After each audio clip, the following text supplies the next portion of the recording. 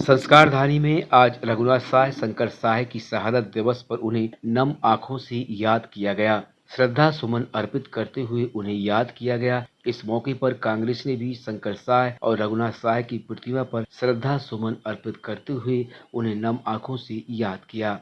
बताया गया है कि अंग्रेजों से आज़ादी मिलने की 100 साल पहले ही रघुनाथ साय और शंकर साय ने अंग्रेजों से लोहा लिया था, लेकिन इनकी शहादत को पाठ्य पुस्तक में शामिल नहीं किया गया है। रघुनाथ साय और शंकर साय को अंग्रेजों से लड़ते समय अंग्रेजों ने तोप के मुंह में बांधकर इनके शरीर को छलनी कर दिया था। आज उन्हीं के बलिदान दिवस के मौके पर उन्हें याद किया जा रहा है। रानी दुर्गावती के वंशज आज भी गोंडवाना साम्राज्य के इतिहास को पाठ्य पुस्तकों में शामिल करने की मांग कर रहे हैं, जिन्हें प्रधानमंत्री और मुख्यमंत्री के द्वारा भरोसा भी दिया गया है कि रघुनाथ साय और शंकर साय रानी दुर्गावती के इतिहास को पाठ्य पुस्तकों में शामिल किया जाएगा। काम हुआ। आज मध्य प्रदेश शासन को अपने को करते हुए सम्मानित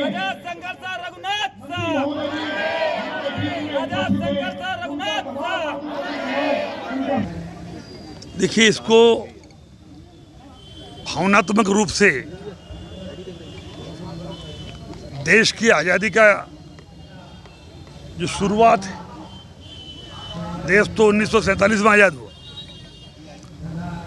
लेकिन आप अगर विचार करें कि देश की आज़ादी के 100 साल पहले जब ईस्ट इंडिया कंपनी सरकार चलाती थी, राजाओं को परेशान करके, जनता को परेशान करके और लगान वसूली करते थे। और देश की आज़ादी के 100 साल पहले इस देश के अंग्रेजों को भगाने के लिए राजा शंकर शाह, राजा रघुनाथ शाह, जिन्होंने ऐसे बलिदानी थे, जिन्होंने अंग्रेजों को भगाने के लिए सबसे पहले बिगुल फूंका।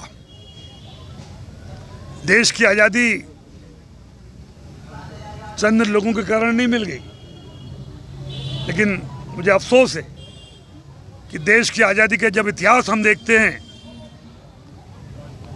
तो जिन्होंने उंगली नहीं कटाई और शहीदों में नाम लिखा दिया, हम भूल जाते हैं शंकर शाह, रघुनाथ शाह को, जिनको इस जबलपुर शहर में अंग्रेजों ने तोप के मुंह से बांध करके चिथड़े उड़ा दिए।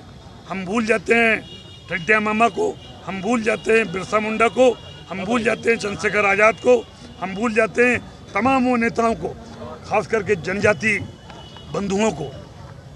और मुझे कहने में कोई हर्ज नहीं कि इस देश के आज़ादी का इतिहास लिखने वालों ने भी जनजाति महापुरुषों के साथ बेईमानी करी।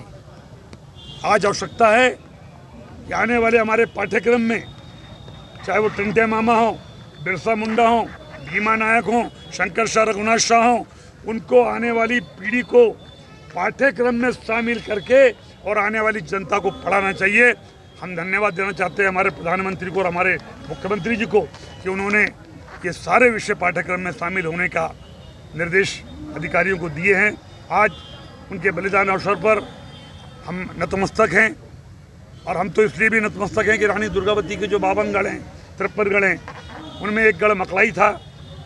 तो हम लोग बेसिकली रानी दुर्गावती के वंशज हैं, और हमारे वंशजों को हम अगर प्रणाम करने आए हैं तो हमारा मन बहुत ही श्रद्धा सुमन से गौरवान्वित भी है कि हमारे पूर्वजों ने, हमारे आदिवासी बंधुओं ने भी इस देश की आज़ादी के लिए अपना सर्वस्व निछावर किया।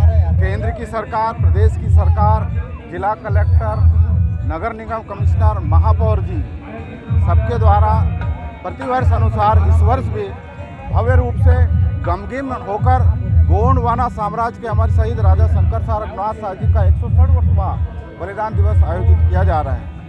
इसमें केंद्र की सरकार ने, प्रदेश की सरकार ने जितनी भी मांगे थी मानी, पैसे भी दिए, लेकिन दुख के साथ व्यक्त करना पड़ता है कि इंटेक कंपनी जो आई है, कई बार ज्ञापन देने के बाद भी जिला कलेक्टर जी का महोदय का कहना है कि हमारे हाथ पर कुछ नहीं है। कमिश्नर साहब का भी कहना है कुछ नहीं है। हमारी मांग है कि गोंडवाना प्रवेश द्वार बने, बंदीगृह में 52 गढ़ का स्तंभ, गोंडवाना क्रांति स्तंभ बने, और उनका जो म्यूजियम है और उनका बंदीगृह जो जहाँ था, जिसको तोड़ दिया गया है, उसको यथावत बनाया जाए।